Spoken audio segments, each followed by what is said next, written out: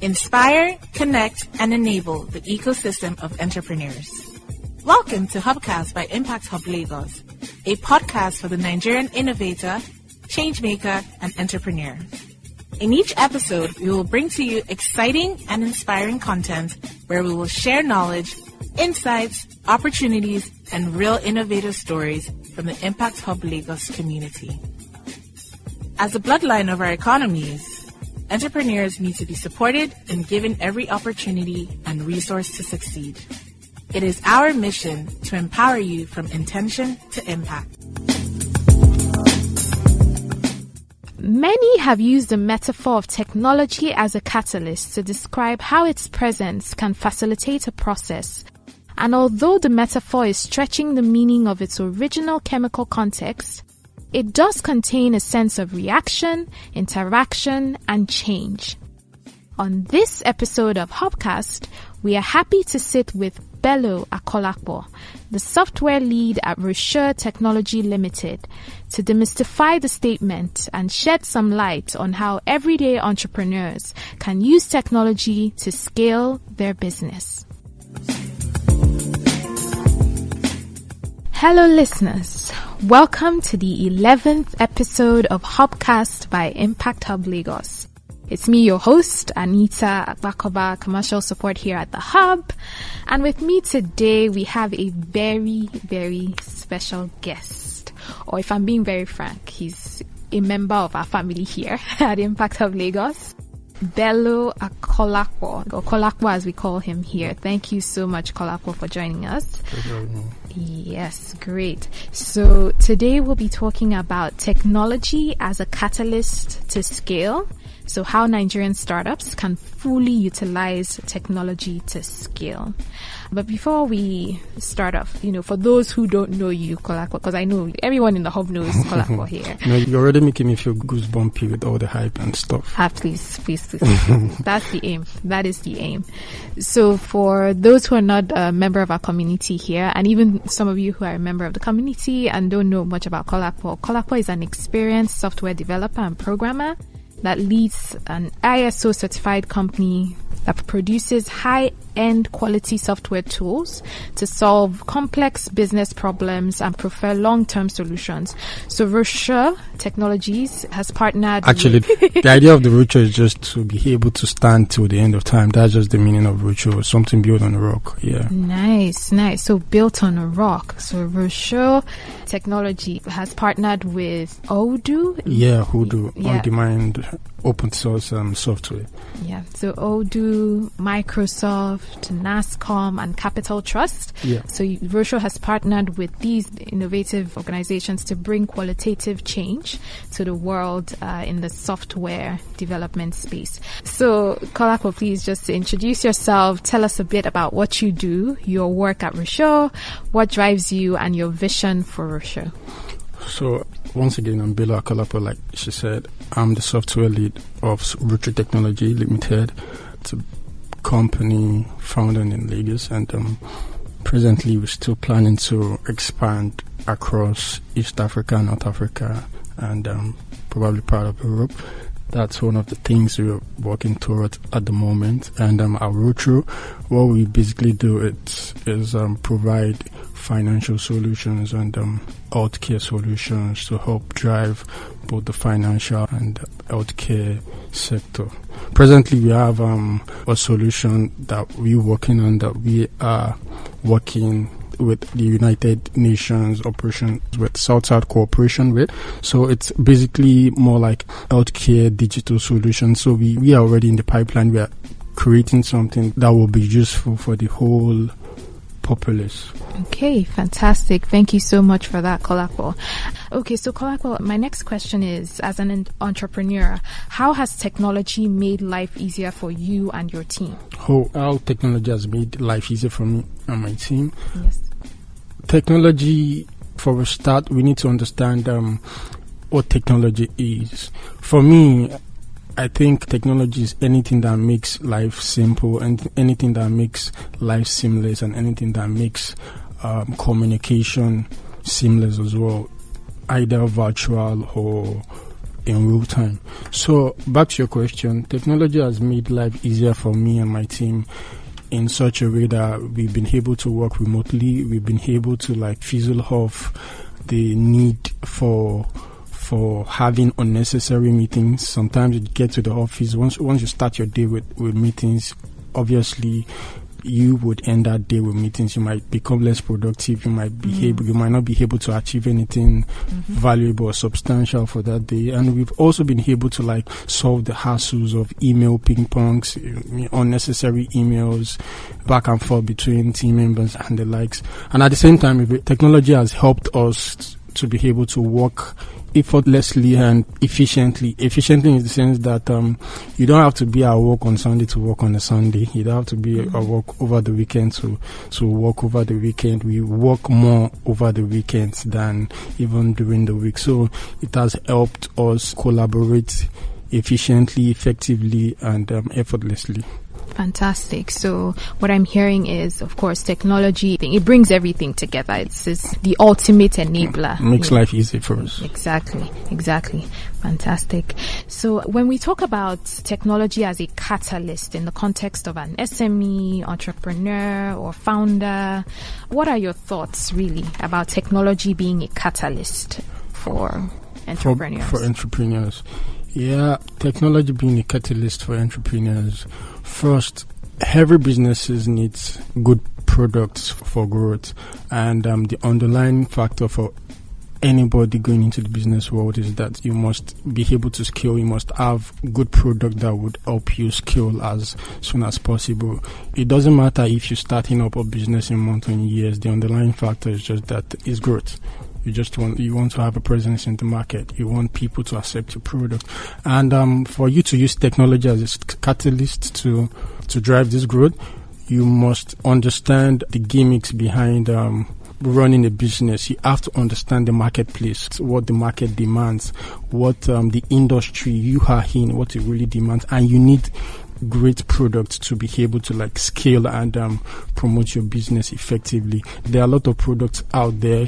For someone in, let's say, in the consulting world or FMCG, you need more like an ERP. You need accounting softwares. You need a point of sale solution to be able to like drive your business. So the efficacy of your business, the growth, how fast you want your business to grow will be determined rather by the quality of the softwares or solutions you are using or you intend to use either in recent time or more subsequent time. So technology as a catalyst is important. You must understand some of the tools to use to drive growth. And you must understand some of the things that other people are using within the confines, within your industry, what your peer members, what they've been using in the past, what they're using presently, what they've been using that is working for them. You must be able to like imbibe their own culture as well. There are a lot of tools out there from Microsoft Teams, from Microsoft Teams. That it's popular. Microsoft Dynamics. Everybody knows Microsoft Dynamics. I'm not supposed to be advertising these guys, but they are great products. They are great products out there. ODOO is one of them. So they are great. There are a lot of great products. Slack for collaboration, Trello, Monday.com. So they acquired a whole number of tools out there, and Zoom had actually taken the world by storm. Some of us, we actually know how the Zoom started. Zoom actually evolved from Cisco, so they saw the need for virtual presence. They realized the need to be able to like solve the problem of virtual reality, solve the problem of video conferencing. So they were able to like carve something out of Cisco, and it became big. So right now, be it as it may, either you like it or not, Zoom is like times. I don't want to exaggerate, but Zoom is bigger than Cisco. So it tells you solution driven. For you to be solution driven, you must be able to accept technology as a catalyst to drive your business forward. That's really, really insightful and actually very interesting as well, especially the part around Cisco being behind Zoom. I didn't know that. I'm sure a lot of people do. And I didn't say Cisco behind Zoom. I said, okay, the history is just that the founder of Zoom was once a CTO with Cisco. So he left Cisco and then created Zoom. From there, so a lot of people don't understand. Business is quite difficult, but let me just cite this example. It's just like when you give a monkey banana, when you offer a monkey banana and you offer the same monkey the cash, the monkey would go for banana because he's used to banana. So the same thing happens in both the 9-to-5 world and entrepreneurial world. A lot of people don't want to start a business. They're scared, but on the long run it pays off. So just see it as a gap. Like the banana is at the end of the month, I'm going on something my family are going to subsist on, but the cash, the monkey doesn't see the use for cash. Like, I don't need it. What I need now is what to live on, what to survive on, what to subsist on. So, but the cash thing is, the monkey never knew the money, the cash could buy plenty, more bananas. A lot of bananas. So it's a recursive thing. It's more like a cyclic thing. You have to understand why the essence, why you need to have your own business and create something of impact and value. I guess that's one of the reasons why the former CTO of Cisco had to start up his own business to create something that will be of impact to the world. Definitely.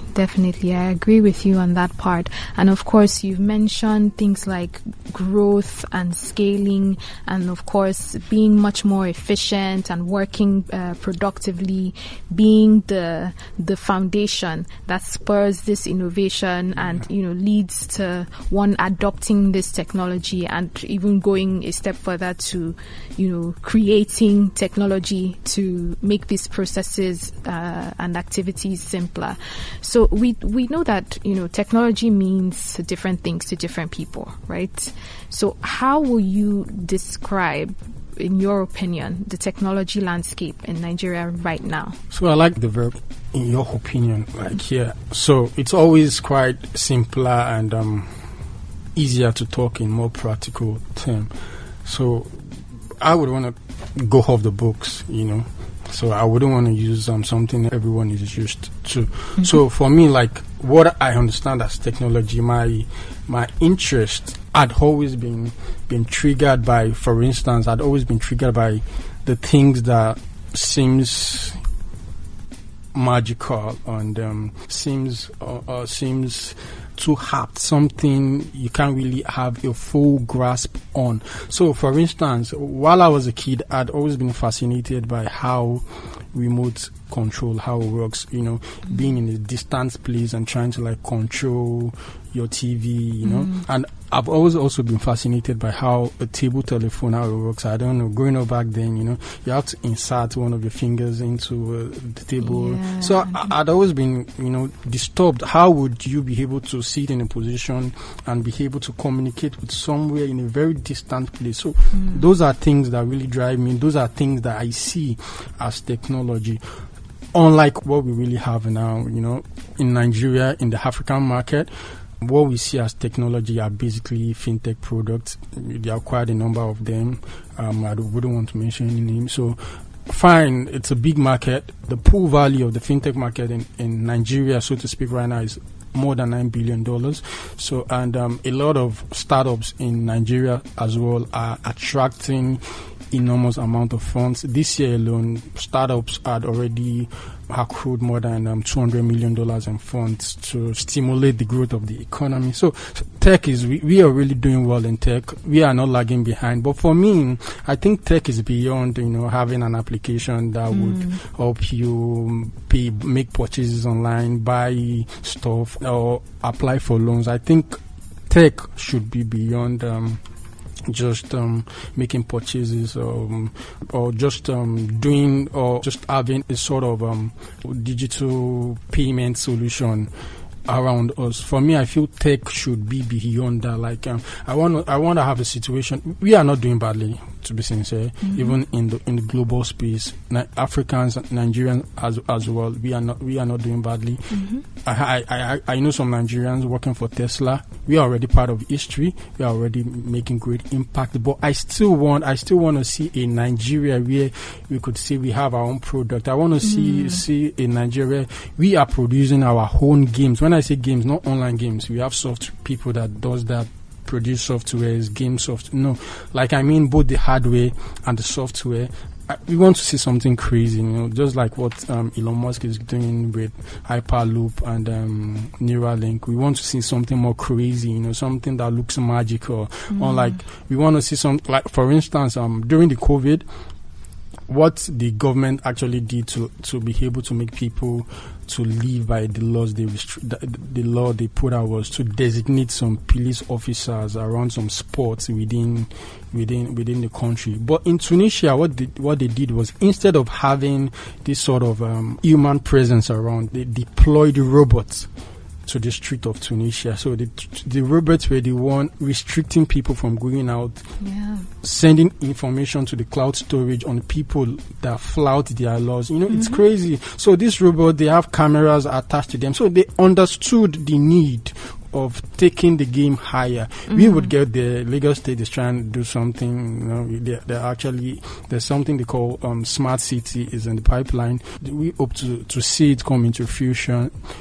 At the same time, we still hope to see something, something crazy in the future, something never seen before. I'll just end it there that way, because if I should just continue to talk, I'll keep on talking. Yeah. Thank you so much for that. That was really, really, really, really insightful.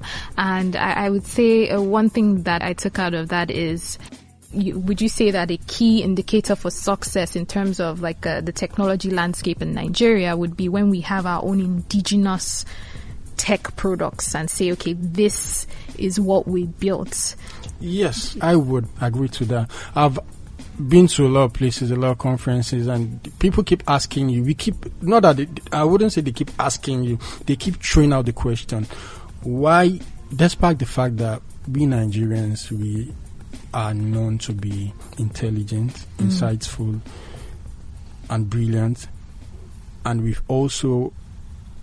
have a larger amount of people in the tech space. Why don't we have something that others from other countries are using, like a framework? For instance, now people in the tech world would understand there's a framework for PHP developers called Laravel. It's been developed by someone in the US. There are a lot of frameworks like that. So people are always saying, why don't we have a kind of framework that people in the whole world uses, that is being made and produced, or let's say developed by a Nigerian? We look forward to something like that, having a product that the whole world would embrace and use. Fantastic. Thank you so much for that. And that would also be, of course, like our realities across the different locations are different, right? Yeah. So it would really be key if we develop something that is tailored to our reality here in Africa and in Nigeria, of course. Fantastic. So I believe I'm at my last question for you today, but what would be your advice to SMEs, companies, founders that are looking to use technology to propel their businesses, but they have no idea to start? Founders that are looking for ways to use technology to propel their businesses, but they don't have an inclination of where to start. So that's a tricky one.